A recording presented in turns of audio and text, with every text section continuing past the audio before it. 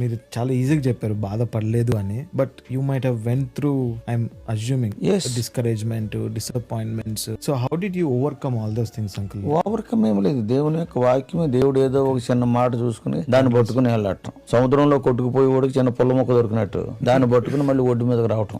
ఏది జరిగినా గానీ మినిస్ట్రీ మానొద్దు. God will speak to you there only. నీకు ఎంత శ్రమ ఉన్నా బుర్ర అసలు పనిచేయటం లేదు, టెన్షన్ ఏమైపోద్దు, పోయి మందిరంలో కూర్చో, గాడ్ విల్ స్పీక్. ఎందుకంటే after all at the end of the day you are the dear child of god. రక్తంతో కొన్నాడు నిన్ను. మాట్లాడ్డా నీ టెన్షన్. ఇంటిలో పిల్లోడు జ్వరం వస్తేనే తండ్రి 10 హాస్పిటల్కి తిప్పుతాడు, జ్వరం తగ్గాలి అర్జెంట్ గా. అంతకన్నా వాల్యూబుల్ కదా నువ్వు దేవునికి. ఇంట్లో కూర్చో, ఇంట్లో కూర్చో. చచ్చిది అక్కడే చచ్చిపోతున్నాను. నీ డిస్కరేజ్మెంట్ ఏదన్నా సరే దేవుని మందిరంలో కూర్చో, ప్రార్థన చేసుకో, వాక్యమును ఏదో మాట ద్వారా దేవుడు మాట్లాడతాడు. డిస్కరేజ్మెంట్ కంపల్సరీ ఉంటాయి. ఏలియా లాంటి మహానుభావుడే ఎంతో నిరుత్సాహంతో పారిపోయాడు యెజెబెలు చేసినటువంటి థ్రెటనింగ్ బట్టి. మందిరం మానొద్దు, ఇంటిలో ప్రార్థన చేసుకో, పర్సనల్ స్టడీ ఇదంతా ఉంటది. సహవాసం కూడా దేవుడు ఇచ్చాడు, ఎవడొకటి ద్వారా ఎంకరేజ్ చేస్తాడు. లేకపోతే దేవుడు అక్కడ ఇంకొని తీసుకొస్తాడు. నీకన్నా శ్రమలు గుండా వెళ్ళివ్వండి. నాకు 104 టెంపరేచర్ వచ్చింది, నీకు 101 కదా అంటాడు.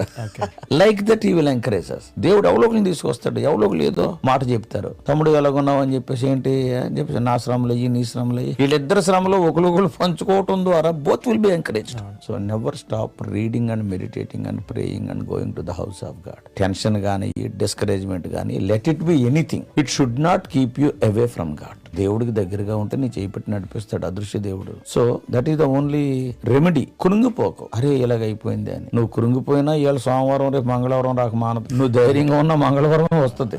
అలాంటప్పుడు దేవుడు అంటాడు చింతించొద్దు అంటాడు, నా మీద పడే నీ భారం అంటాడు. పడేసే. కష్టమే, చెప్పుకోవటం వేరు, కష్టమే. పడుకున్నా కానీ అదే ఆలోచనలు వస్తాయి, రేపేమవుతుంది. అలాగే నిద్రలోకి పోతాం. దేవుడు కృపది. తెల్లారేసరికి నేను ప్రాబ్లమే కొన్నిసార్లు గుర్తుండదు. కొన్నిసార్లు కొన్ని ప్రాబ్లమ్స్ మనం విన్నప్పుడు అసలు మనలో డిస్టర్బెన్సే ఉండదు, ఇది ఏమీ కాదని చెప్పేసాను. కొన్ని విన్నప్పుడు కొంచెం డిస్టర్బెన్స్ ఉంటుంది. ఎప్పుడు దేవునికి దూరం కావద్దు. ఆయన నన్ను చంపినను నేను ఆయనను నమ్ముకుందని అంటాడు యోబు. Best thing policy. చచ్చిపోతే ఆయన చేతుల్లోనే చచ్చిపోతాం. That is the best thing. Only one thing, God is good.